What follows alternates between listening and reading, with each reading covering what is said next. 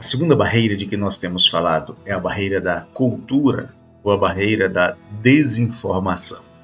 Uma barreira que pode ser superada por quem quer de fato conhecer ao Senhor.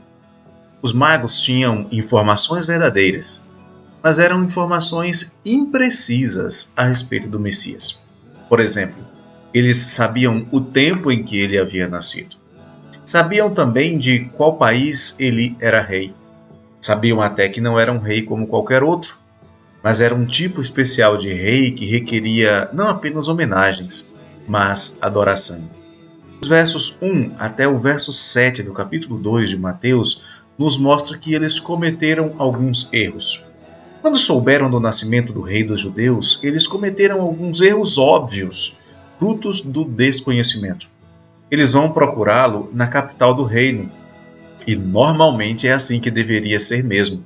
O lugar de rei é na sede do reinado. Um detalhe que eles não sabiam é que o reino de Jesus não é deste mundo.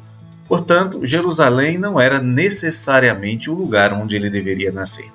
Chegando a Jerusalém, eles também se dirigem ao lugar onde os reis normalmente residem, o palácio.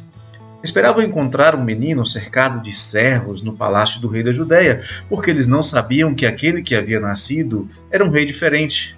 Um rei que não veio para ser servido, mas para servir, como o próprio Jesus diz em Marcos 10:45. Como muitos ainda hoje, eles procuram a Jesus nos lugares errados. Multidões estão andando de um lado para o outro como cegos, guiados por outros cegos, ouvindo gritos de que ele está em um ou outro lugar, mas Jesus advertiu em Lucas 17:23, não vades nem os sigais. Jesus não vai ser encontrado aos gritos nas praças, ele não vai ser encontrado desta maneira. Para encontrar Jesus é necessário o conhecimento, que só pode ser conseguido através da palavra de Deus. E é justamente na palavra de Deus, nas Escrituras, que a resposta para a busca dos magos vai ser encontrada. A criança não estava nem no palácio, nem em Jerusalém. A criança estava no lugar onde Deus havia anunciado que ela estaria. O nascimento da criança ocorre não apenas no tempo exato, mas na plenitude dos tempos, no lugar e no contexto determinados pelo Senhor. Aproximadamente 700 anos antes do nascimento do menino, um profeta chamado Miqueias havia anunciado onde o menino nasceria, na pequena vila de Belém.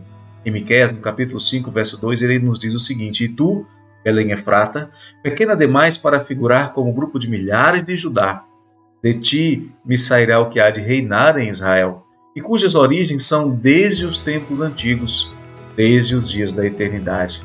Belém Efrata, era nada mais nada menos do que a terra natal do rei Davi. Os magos erraram, e erraram por não conhecer. Não é muito diferente de hoje, quando um falso evangelho, um evangelho segundo o mundo é pregado.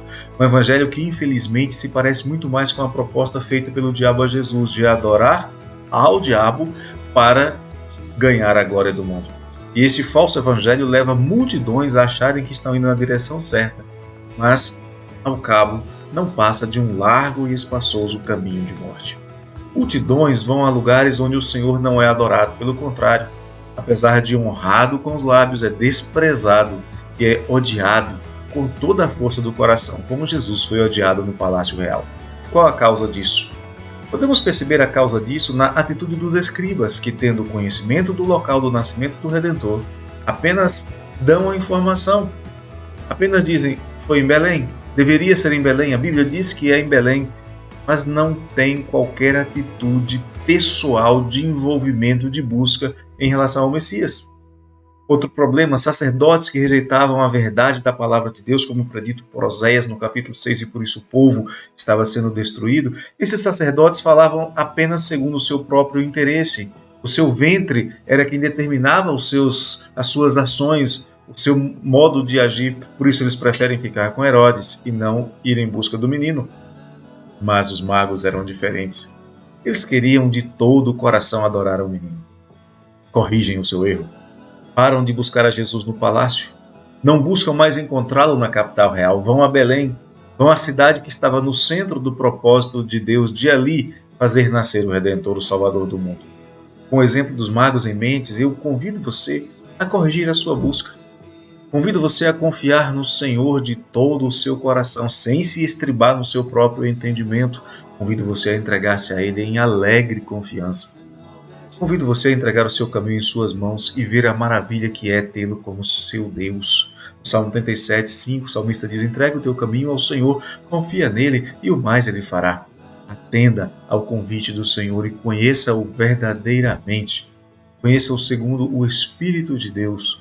Conheça-o para que você possa então ser salvo e adorar a Jesus, o Messias de Deus, o Senhor de todos, o Salvador do mundo.